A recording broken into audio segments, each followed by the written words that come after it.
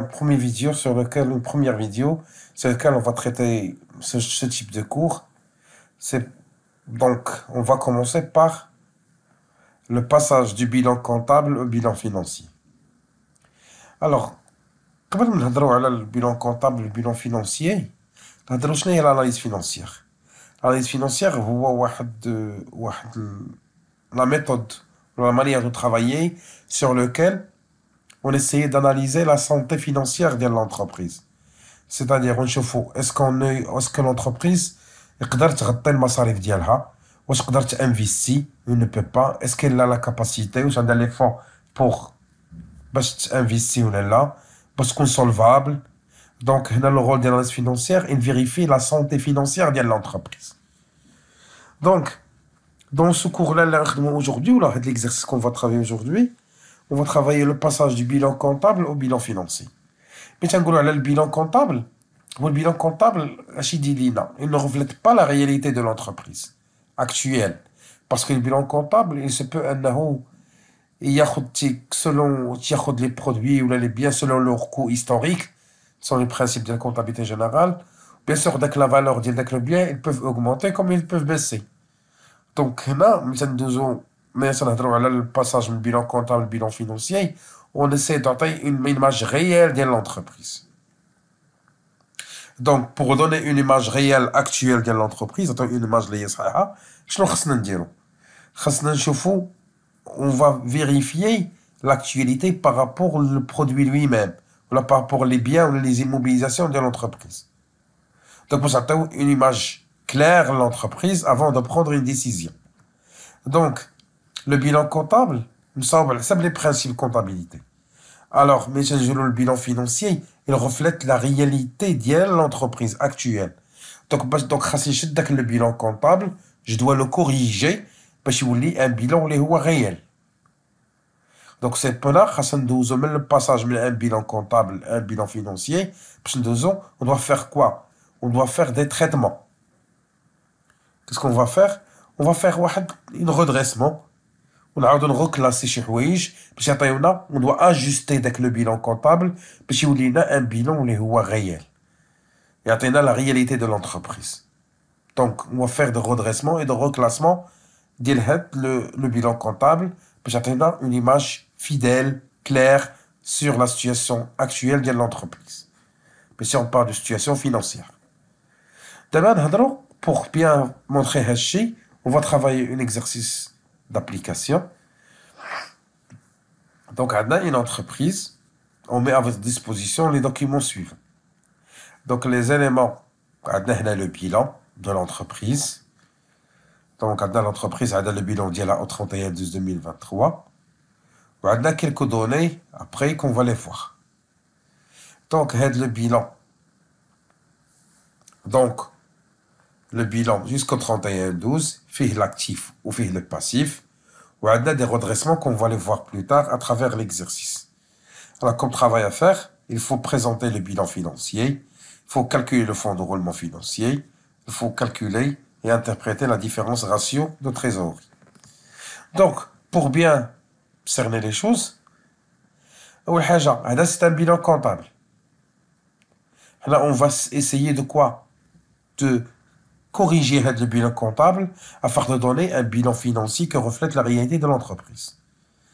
Donc, premièrement, il faut savoir comment on fait le redressement et le reclassement des LSI. À travers le tableau, c'est son tableau de redressement et de reclassement.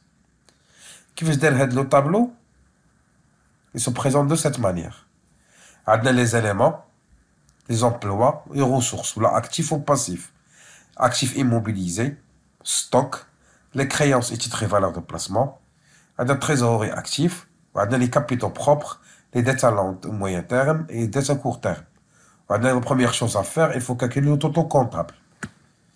Donc, comment on peut classer les totaux? Donc, les montants qu'on va les mettre en haut. Bien sûr, là, on va travailler avec le net. Le brut ou l'amortissement en provision, donc on va les voir sur le bilan fonctionnel. Mais on part de bilan financier, on va travailler avec le net. Donc on va commencer. Premièrement, pour les classer, on va le plan comptable pour savoir chaque élément flactif, il a classe. Parce qu'il est impérativement essentiel parce afin de faire les calculs totaux. Donc, je fais le plan comptable, bien sûr. Maintenant, immobilisation en non-valeur. Maintenant, rubrique 21. Immobilisation corporelle, 23.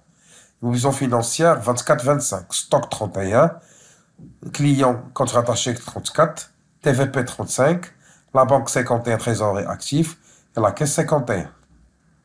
Ça, pour les éléments de quoi? De l'actif. On va les classer chacun. Pour le passif, capitaux, rubrique 11, réserve légale, rubrique 11, report à nouveau, rubrique 11, résultat 11, emprunt 14, provision 15, les fournisseurs, c'est rubrique 44. Donc, حطينا دابا ce qu'il faut, تابعين selon le plan comptable, تابعين une rubrique ou une classe, on va essayer de les mettre dans le tableau. Total de l'actif immobilisé. Donc, l'actif immobilisé, c'est la classe 2. Donc, en tant que joueur, on va réunir le total de ce qui est à la classe 2. 1000 plus 69 000, c'est le signe 1000, 1000, c'est le signe 1000, c'est 69 000, c'est 17 600. Donc, tout le monde c'est la classe 2. Donc, ce qui va me donner un total de 87 600. La même chose pour le stock. On a un seul. Donc, on a 73 000, on va mettre 73 000.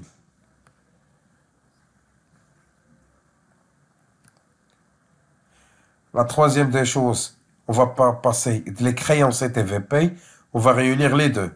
À 64 000 plus 25 000, ce qui est égal à 69 000. Et à la fin, trésorerie active, les 51, on va réunir les deux. 15 000 plus 5 400, ce qui va nous donner 20 400. Donc on a fait le total de l'actif, d'une manière générale, les totaux comptables. On va passer les capitaux propres. On a tout ce qui appartient à 11. Donc, un chauffe-eau appartient à 11. On a 100 000 ou 20 000, moins 6 000, plus 14 000.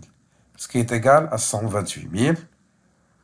Les dettes long et moyen terme fait rubrique 14 et 15. Donc, on va réunir les deux. 36 000 plus 22 000, là il y a 58 000. Maintenant, les dettes à court terme, là il y a rubrique 44. On va mettre ce qui est dans le fournisseur, il y a 84 000. Ici, on peut vérifier, le total emploi ou actif est égal au total ressources ou au total passif. Donc là, on a fait le total comptable. Maintenant, on va corriger ce qu'il faut corriger. Premièrement, on va commencer avec les immobilisations en non-valeur. La majorité, ce sont des frais. Ce sont des frais. Et ce n'est pas un bien tangible, on parle de frais de constitution, frais d'augmentation de capital. Donc, ce n'est pas un bien qui a une valeur qui est dans l'entreprise. Parce que ce n'est pas un bien tangible, un bien touchable. Donc, automatiquement, on doit les retirer parce qu'ils ne reflètent pas un bien qui a une valeur. Ce sont des simples frais. C'est un actif fictif. Donc, un actif fictif, parce qu'il ne reflète pas la réalité de l'entreprise. Donc, on va le soustraire de l'actif immobilisé. Et pour garder l'équilibre, on va le soustraire de l'actif, le capital propre. Les emplois stables, les ressources stables. Donc ça, pour les immobilisations en non-valeur. Maintenant, on va passer pour les stocks. La valeur réelle de stock, c'est 65 000 dirhams. Alors que dans le stock, dans le bilan, on a 73 000. Donc, il y a une différence. La valeur réelle est de 65 000, alors qu'on a le bilan est de 73 000. Donc, on a une différence.